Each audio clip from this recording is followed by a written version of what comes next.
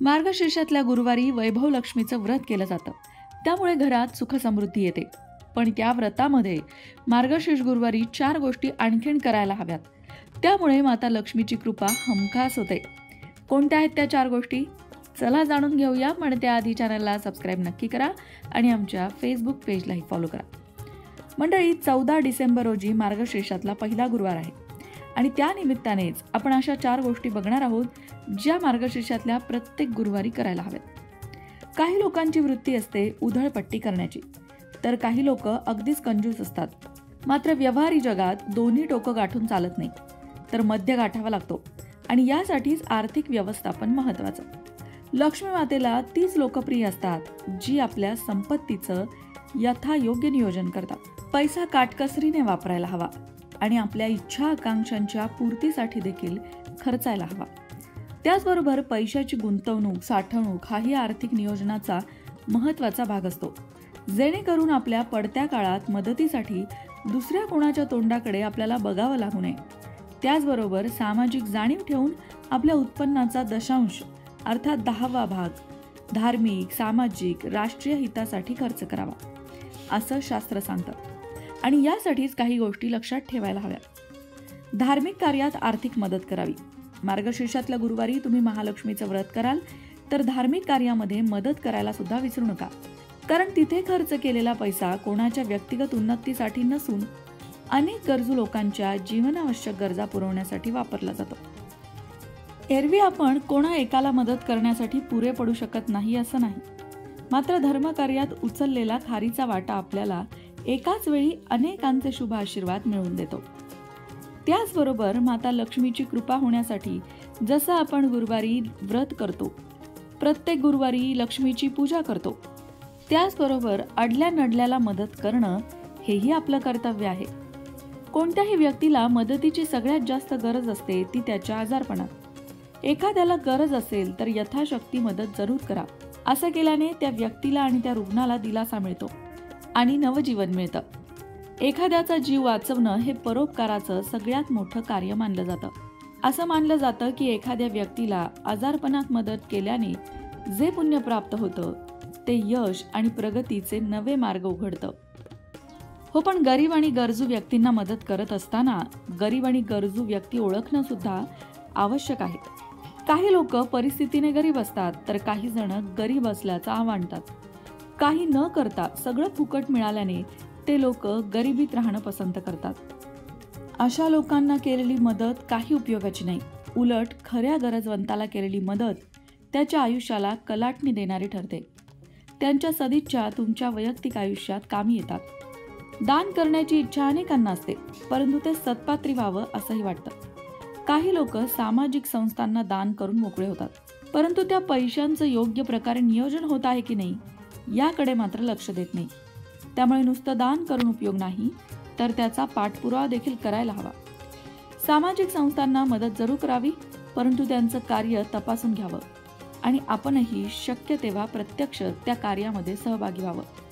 या गोष्टी केवळ दुसऱ्यांना सहाय्यक ठरतात असं नाही, तर तुमचंही व्यक्तिमत्व खुलवतात. आपोआप प्रसिद्धी, यश, पैसा हे सगळं तुमच्याकडेही येऊ लागतं आणि दुसऱ्यांबरोबर आपलाही उत्कर्ष होतो. यंदा 13 तारखेपासून मार्गशीर्ष महिना सुरू होतोय आणि त्याच्या दुसऱ्याच दिवशी म्हणजे 14 डिसेंबरला पहिला गुरुवार आलेला आहे. यंदा पहिला गुरुवार 14 तारखेला तर दुसरा गुरुवार 21 तारखेला असेल.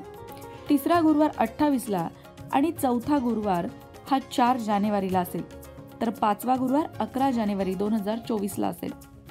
या दिवशी जरी अमावस्या असली तरी व्रताची सांगता याच दिवशी करावी. या दिवशी यावेळी अमावस्या असल्याने शेतकरी देखील याच दिवशी धान्य लक्ष्मीची पूजा करतात. मग मंडळी, मार्गशीर्ष गुरुवारचं व्रत करत असताना तुम्हीही त्या गुरुवारी दानधर्म करायला विसरू नका. आता प्रत्येक गुरुवारी तुम्हाला दानधर्म करायला जमेल असं नाही, पण कमीत कमी एखाद्या गुरुवारी तरी तुम्ही अन्नदान, वस्त्रदान किंवा तुम्हाला जे दान देणं शक्य असेल ते दान गरीब आणि गरजू व्यक्तीला द्या. त्याचबरोबर जर तुम्ही मार्गशीर्ष गुरुवारचं व्रत करताय तर त्याचे नियमही पाळा. जर आपण कुठलं व्रत करत असू तर त्या व्रतामध्ये सगळ्यात महत्त्वाचा नियम असतो व्रत चालू असेपर्यंत ब्रह्मचर्याचं पालन करणं. त्याचबरोबर व्रत चालू असेपर्यंत तरी कमीत कमी कुणाशीही खोटं बोलू नये. तसं तर कुणाशी खोटं कधीच बोलू नये हे अगदी आपल्याला आपण लहान असल्यापासून आपले आई वडील शिकवतात, पण ते कोणीही पाळत नाही. पण जेव्हा आपण एखादं व्रत घेतो तेव्हा मात्र ही गोष्ट कटाक्षाने पाळावी.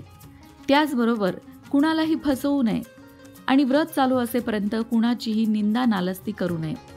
खास करून 4 लोक जिथे जमतात तिथे उपस्थित नसणाऱ्या 5व्याबद्दल बोललं जातं. त्याची उणीधुणी काढली जातात आणि याला आपण आजच्या भाषेत गॉसिपिंग म्हणतो. पण व्रतकाळामध्ये कुठल्याही प्रकारचं गॉसिपिंग करू नये याबद्दल तुम्ही जागरूक असायला हवं. कारण की आपण जेव्हा कुठल्याही गोष्टीची निंदा करतो, कुठल्याही गोष्टीबद्दल गॉसिप मागे करतो, तेव्हा आपल्या पुण्याचा क्षय होत असतो. मग आपण कितीही व्रत केलं, कितीही दानधर्म केला तरीसुद्धा आपल्या आयुष्यात आपल्याला हवा तसा बदल घडत नाही. आणि मग आपण म्हणतो, मी कितीतरी पूजा अर्चना केली, कितीतरी दानधर्म केला, माझं कुठं काय चांगलं झालं. पण तसं होण्यामागे कारणं आहेत की पूजा करत असताना, व्रत करत असताना तुम्ही त्या व्रताच्या नियमांचं पालन केलेलं नाही. म्हणून कुणाचीही निंदा नालस्ती, कुणाचंही गॉसिपिंग व्रतकाळामध्ये तरी कमीत कमी चुकूनही करू नये. त्याचबरोबर दर गुरुवारी हे व्रत करत असताना तुम्ही माता लक्ष्मीला प्रसन्न करून घेण्यासाठी माता लक्ष्मीच्या एखाद्या मंत्राचा जपही करू शकता किंवा माता लक्ष्मीची जी स्तोत्र आहेत, जसं की श्रीसूक्त, कनकदार स्तोत्र, महालक्ष्मी अष्टक यापैकी कुठलंही एक स्तोत्र पठण करू शकता. स्तोत्र पठणाने आपल्या भावना देवतेपर्यंत लवकर पोहोचतात, आपली मनोकामना लवकर पूर्ण होते. म्हणूनच मार्गशीर्ष गुरुवारचं व्रत करत असताना दानधर्म तर कराच, इतरांची निंदा नालस्ती तर टाळाच, पण त्याचबरोबर स्तोत्र आणि मंत्रसुद्धा म्हणा. जसा तुम्हाला वेळ होईल तसं तुम्ही म्हणू शकता. श्रद्धा भक्तीपूर्ण अंतःकरणाने मार्गशीर्ष गुरुवारचं व्रत केलं असता घरातली गरिबी दूर होते, माता लक्ष्मीची कृपा होते, आर्थिक समस्यातून व्यक्तीची सुटका होते, घरात पैसा टिकत नाही अशी जर अडचण असेल तर ती सुद्धा दूर होते. फक्त हे व्रत श्रद्धा भक्तीपूर्ण अंतःकरणाने करायला हवं आणि या व्रताचे नियम पाळायला हवेत. त्याचबरोबर मार्गशीर्ष गुरुवारी व्रत करताना उपवास केला जातो. हा उपवास करताना खूप तळलेले, तेलकट, तुपकट असे पदार्थ खाऊ नये, त्यामुळे शरीरालाही अपाय होतो. शक्यतो फलाहार घेऊन जसा झेपेल तसा उपवास करावा. खूप कडक उपवास करूनही तब्येतीला त्रास देऊ नये. आपली तब्येत ओळखून आपल्याला झेपेल त्याच उपवासाच्या पदार्थांची निवड करावी आणि त्याप्रमाणे अगदी कमी आहार पण योग्य आहार घेत उपवास करावा.